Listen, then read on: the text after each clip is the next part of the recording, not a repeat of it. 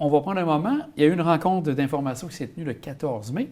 En général, comment s'est passée cette rencontre pour donner de l'information par rapport au projet? Bien, la rencontre s'est très bien déroulée.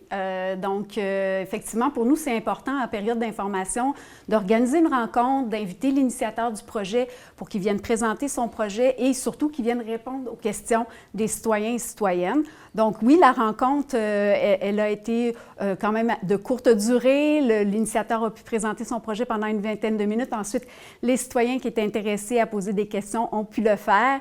Des questions sur différentes thématiques, par exemple, il y a été question il y a un citoyen qui voulait savoir quelle sera l'incidence de la ligne de raccordement sur le réseau actuel d'Hydro-Québec, ou encore qui seront les utilisateurs de l'emprise de la ligne de raccordement, ou encore comment seront entretenus, en fait, comment sera entretenue la végétation dans l'emprise du projet. Alors, ce genre de questions-là qui a été posées et auxquelles Hydro-Québec a répondu. Donc, l'initiateur était Hydro-Québec, comme vous dites, qui était oui, présent pour répondre aux questions des gens.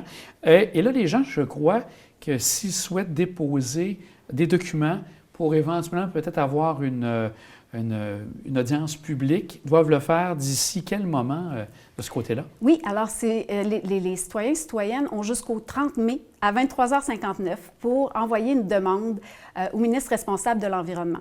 En fait, c'est aussi une des raisons d'être de la période d'information publique. D'abord, oui, c'est de permettre aux gens de s'informer sur le projet, mais aussi c'est 30 jours au cours desquels les personnes qui le souhaitent peuvent demander ce qu'on appelle dans le langage courant un BAP sur le projet. Donc, si quelqu'un trouve qu'il n'a pas eu réponse à ces questions, ou une personne qui voudrait, par exemple, donner son opinion sur le projet, ou tout simplement qui se dit moi, je veux vraiment que une commission d'enquête du BAP se penche sur ce projet-là, l'examine en profondeur. Donc, c'est vraiment ouvert à tous et à toutes. Les personnes peuvent faire une demande au ministre. Évidemment, c'est au ministre qu'il faut envoyer la demande et non au BAP, parce que nous, on ne peut pas se donner à nous-mêmes des mandats. C'est le ministre qui va nous confier un mandat.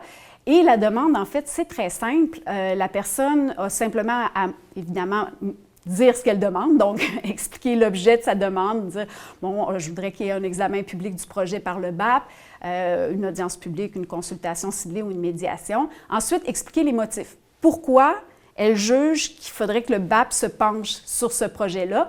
Et ensuite, expliquer aussi son intérêt pour le milieu d'accueil du projet. Ça peut être simplement que c'est un citoyen ou citoyenne de la ville qui va accueillir le projet, aussi simple que ça. Et les gens ont la possibilité d'aller sur le site du BAP et d'aller pouvoir, il y a des informations, comment remplir le document et quoi faire avec. Donc ça, vous l'avez tout bien expliqué sur le site du BAP? Oui, c'est ça. Donc, sur le site web du BAP, les gens vont trouver les coordonnées parce que la demande peut être envoyée par courriel ou par la poste. Alors, c'est très simple. On l'envoie au cabinet du ministre. Il y a le courriel, il y a l'adresse postale. Alors, c'est vraiment juste d'écrire une très courte lettre pour dire « J'aimerais qu'il y ait un examen public du BAP sur le projet. Pourquoi et quel est mon intérêt pour le milieu d'accueil du projet? » Et comme vous dites par la suite, ça sera bien sûr au ministère et au ministre de l'Environnement de déterminer si oui ou non il sera nécessaire d'avoir une audience publique. C'est ça, effectivement. Dans le fond, le ministre, lui, à partir du moment où il reçoit une seule demande, peut l'amener à confier un mandat au BAP. Évidemment, il peut y en avoir plus qu'une. Et le ministre, dans le fond, ce qu'il fait, c'est qu'il juge est-ce que les demandes sont recevables. Dans le fond, dès qu'une demande est sérieuse, elle est recevable. C'est si la demande est frivole qu'elle peut être mise de côté. Donc, à partir du moment où une demande est recevable, le ministre confie un mandat au BAP, puis ensuite, quel type de mandat il va confier? Bien là, ça dépend de ce qui est contenu dans les demandes, des préoccupations des gens, des enjeux qui sont touchés, du nombre de demandes, etc. là. Donc, à partir de là, il va pouvoir déterminer est-ce que ce sera une audience publique, est-ce que ce sera une consultation ciblée ou une médiation. Pour le secteur qui est visé, est-ce que vous pouvez nous préciser à quel endroit va se situer la ligne en question? Oui, bien, en fait, la ligne, c'est vraiment une ligne électrique pour raccorder le projet de parc éolien des Neiges secteur sud qui est actuellement en construction au réseau d'Hydro-Québec. Et la ligne, elle passerait par, dans le fond, Saint-Féréol-les-Neiges et Saint-Tite-les-Capes. Donc, c'est une ligne de 6,8 km. Maintenant, pour le tracé exact, moi, je vous invite vraiment à aller revoir la séance publique d'information. L'initiateur a fait une présentation et vraiment, c'était très bien imagé. Là, on voyait où se trouvait la ligne, où étaient les pylônes, etc., la hauteur des pylônes, l'emprise au sol. Donc, il y a vraiment beaucoup d'informations qui ont été transmises au cours de la séance, là. Parce qu'entre autres, il y avait justement les actions qui sont à prendre, le déboisement sûrement, et comme vous dites, le nombre de pylônes. Est-ce qu'il y a quand même pas mal de pylônes qui sont prévus? Il y en a 17 qui sont prévus, là, si ma mémoire est bonne. Bien sûr, les chemins d'accès qui auront à être travaillés. Donc, tout ça a été expliqué, comme vous dites, le 14 mai en séance d'information. Au niveau des conséquences, ce qu'on peut dire des conséquences les plus importantes, qu'est-ce que ça va amener, ce changement-là? Si, bien sûr, le tout est accepté, au niveau, qu'est-ce que ça amène de bouleversement, on pourrait dire, dans le secteur? Bien, je vous dirais, c'est un petit peu dur de rentrer là, dans les répercussions du projet. Tout ça, évidemment, a été étudié par l'initiateur, les répercussions, les mesures d'atténuation qui sont proposées. Comme c'est vraiment le projet d'Hydro-Québec, je ne me sentirais pas à l'aise de commencer à rentrer dans les répercussions. Par contre, c'est ça, là, on a pu voir quand même à la séance les aspects du projet qui intéressaient les gens. On a vu que la question de dire est-ce que l'ajout d'une ligne de raccordement va avoir une incidence sur le réseau existant? Qu'est-ce que ça va impliquer? Est-ce que ça va impliquer des mises à jour, etc.? Donc, ça c'est ressorti. Ce qui est ressorti aussi, bien, c'est justement l'entretien de l'emprise, parce qu'évidemment, comme vous le dites, il y a du déboisement pour l'emprise de la ligne électrique. Donc, comment ça sera entretenu, comment sera revégétalisé les lieux là, où il y aura eu différentes opérations là, pour justement la construction de la ligne. Les gens aussi se sont questionnés par rapport aux utilisateurs de l'emprise. Donc, bien sûr, Hydro-Québec pour faire l'entretien de ces lignes, mais quand il y a un beau coin comme ça, tout déboisé, il peut y avoir d'autres utilisateurs qui viennent l'utiliser, même si c'est en terrain privé. Donc ça, c'est une question qui est ressortie aussi. Alors, qui est susceptible d'utiliser l'emprise? Donc, c'est ça, ça donne quand même une idée de certaines préoccupations ou de questions que les gens se posent là, en lien avec le projet. Et comme vous dites, les gens ont la possibilité de voir même dans sa forme, dans les réponses au niveau général avec le site du BAP. Entre autres, on parlait, comme vous dites, des conséquences et peut-être même des mesures qui ont été prises par Hydro-Québec. Si on retrouve également quelques informations à cet effet. Oui, bien, en fait, moi, ce que je suggère aux gens, c'est vraiment d'aller voir le résumé de l'étude d'impact parce que c'est un document qui est beaucoup plus synthétique. Évidemment, une étude d'impact, là, c'est toujours un document assez volumineux où on va dans tous les détails du projet, des répercussions sur l'environnement, les mesures d'atténuation, mais le résumé, mais ça nous donne un bon tour d'horizon, mais beaucoup plus court.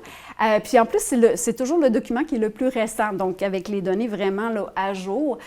Donc moi, je suggère aux gens, parce que souvent, il y a un tableau synthèse aussi de toutes les répercussions qui sont entrevues, savoir si ce sont des répercussions faibles, moyennes, importantes, puis qu'est-ce que l'initiateur prévoit aussi pour atténuer ces répercussions-là. On peut voir aussi, bien comme l'initiateur l'a fait en séance, il nous a présenté, il y avait quand même 3 variantes de tracé qui avaient été proposées au départ. Donc, aller voir, bon, qu'est-ce qui était prévu, puis là, quel tracé a été retenu, pour quelles raisons, etc. Donc, tout ça, dans le résumé de l'étude d'impact, c'est une bonne façon de se renseigner sur le projet. Et si tout se passe comme prévu, tout se passe bien, on peut prévoir que cette ligne-là sera en opération pour quelle période, selon vous? C'est pour 2026. C'est ce que l'initiateur vise, là, dans le fond, en même temps là, que le parc éolien. Il voudrait s'arrimer au parc éolien des Neiges secteur sud là, pour que ce soit pas mal en même temps. Donc, comme vous dites, les deux se tiennent en parallèle. Et comme vous dites, c'est ça, il y aurait comme... Ça serait relié et comme il y aurait une mise en marche qui sera enclenchée possiblement en même temps ou tout près de ce que je comprends. C'est ça. D'après mon souvenir, c'était pour 2026. D'accord. Puis au niveau de la communauté, je pense, comme un peu différents projets éoliens, c'est sûr que là, il y a les gens qui sont davantage jeunes Boralex, au Québec et tout ça, mais de ce qu'on a compris aussi, il y aurait des retombées là, de tout ça qui seraient intéressantes pour la population en général, si j'ai bien compris. Oui, bien là, en fait, ça, c'est vraiment à l'initiateur le plus de faire, de mettre de l'avant les retombées de son projet et tout ça. Mais bon, évidemment, là, un projet de cette envergure-là, il y a toujours des retombées. Je ne rentrerai pas dans les détails. Là, c'est plus Hydro-Québec qui pourrait vraiment y aller avec les détails des retombées, mais c'est certain que c'est quand même un projet d'envergure. De ce que vous avez senti à la rencontre, c'est quand même un projet qui est bien accueilli? Bien, à la rencontre, vraiment, la participation était quand même assez modeste. On a une assistance assez modeste, quelques questions, mais ce n'est pas une séance là, qui a duré 4 heures. Donc, bon, on peut présumer ça que laisse les gens... présager qu'il n'y avait pas énormément de préoccupations ou par rapport au projet là, au sein... Mais on ne peut présager de rien parce que, bon, ça se peut quand même qu'il y ait des gens qui sont préoccupés qui n'aient pas participé à la séance. Donc, on ne peut pas savoir si, oui ou non, il y aura des demandes envoyées au ministre. Mais bon, c'est sûr que l'atmosphère était très calme. Il y avait pas on ne sentait pas d'opposition là, au cours de la séance. Parce que souvent, des fois, bien, là, sans entrer dans les détails, comme vous dites, il y a peut-être d'autres séances qui sont un petit peu plus houleuses au long de certains dossiers. Des fois, on sent qu'il y a vraiment une mobilisation, puis la séance dure très longtemps parce qu'il y a beaucoup de questions et tout ça. Donc là, effectivement, là, bien honnêtement, c'était quand même plutôt calme. Mais on ne sait jamais. On ne sait jamais. Puis dans le fond, c'est ça. Là, bien, évidemment, les gens ont jusqu'au 30 mai pour se faire une idée sur le projet et voir, bon, est-ce que je demande un BAP au ministre ou pas. Mais c'est ça, à partir du 30 mai, bien là, il y a différents scénarios qui sont possibles. Si le ministre ne reçoit pas de demande, bien pour nous, c'est la fin. Donc, le rôle du BAP... Ça s'enclenche à ce moment-là. Le rôle du BAP s'arrête là, tout simplement. C'est fini. Le BAP n'a plus rien à faire dans ce dossier-là. Ce qu'on fait, par contre, c'est qu'on va toujours publier quand même un petit compte-rendu de la période d'information, dire aux gens ce qui a été fait, ce qui est ressorti de la séance publique d'information pour avoir quand même une idée de ce qui s'est passé pendant les 30 jours. Et ce qu'il faut savoir, c'est que c'est pas parce que le BAP, c'est pas parce qu'il n'y a pas de commission d'enquête du BAP que le projet est automatiquement autorisé. Ah, OK. Je comprends. C'est quand même une subtilité importante. C'est que le BAP, c'est un des volets de la procédure d'évaluation et d'examen des impacts sur l'environnement. C'est le volet participation publique. Mais il y a aussi le ministère responsable de l'environnement qui réalise une étude environnementale sur le projet. Donc, le ministère, lui, même si le BAP, même s'il n'y a pas d'audience publique, de consultation ciblée du BAP, on va prendre une décision également. Le ministère a quand même à faire son évaluation environnementale du projet. Le ministère ne prend pas la décision. Donc, le ministère fait une évaluation environnementale du projet qu'il remet au ministre responsable de l'environnement. Et c'est le ministre qui, lui, va se faire une tête sur le projet et va faire une recommandation au Conseil des ministres. Mais ultimement, c'est le Conseil des ministres qui prend, la décision. Il prend la décision d'autoriser le projet ou non, mais aussi il peut l'autoriser sous certaines conditions. C'est souvent le cas. Donc, il y a une autorisation, mais à telle condition, il faut respecter telle contrainte. Donc, mais c'est le Conseil des ministres qui prend la décision. Là. Même le ministre de l'Environnement, lui, ce qu'il fait, c'est une recommandation. Je comprends. Est-ce que par la suite, donc le projet est accepté. Puis ça, est-ce que le BAP a un rôle de surveillance malgré tout ou ça? Non, vraiment. Une fois que c'est terminé, votre mandat est terminé, c'est maintenant les gens du ministère de l'Environnement qui auront à faire ces suivis. Oui, tout ce qui est plus suivis environnementaux, c'est plutôt du côté du ministère de l'Environnement. Nous, c'est vraiment le volet participation publique de la procédure. Donc, nous, on est vraiment là pour d'abord, en période d'information, informer les gens. Et si le projet va plus loin, si ça va en audience publique, consultation ciblée, médiation, bien là, il y a une commission d'enquête qui est créée.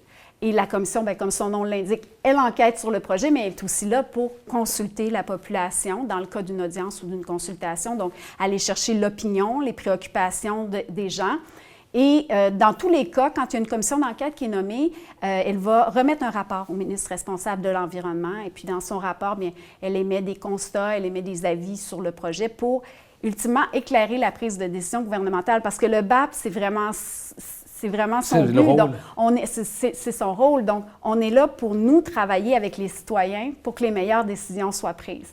Donc, quand les gens viennent nous poser des questions, viennent nous donner leur opinion, des fois, ils font des suggestions pour améliorer les projets, tout ça mis ensemble avec l'enquête qui est menée par la commission d'enquête, bien, on fait tout ça pour éclairer la prise de décision gouvernementale pour que le ministre de l'Environnement et, évidemment, le Conseil des ministres aient entre les mains là, vraiment toutes les informations cruciales dont ils ont besoin pour prendre la meilleure décision possible. Avoir les outils en main, comme vous dites, C'est ça, pour prendre la exactement. décision.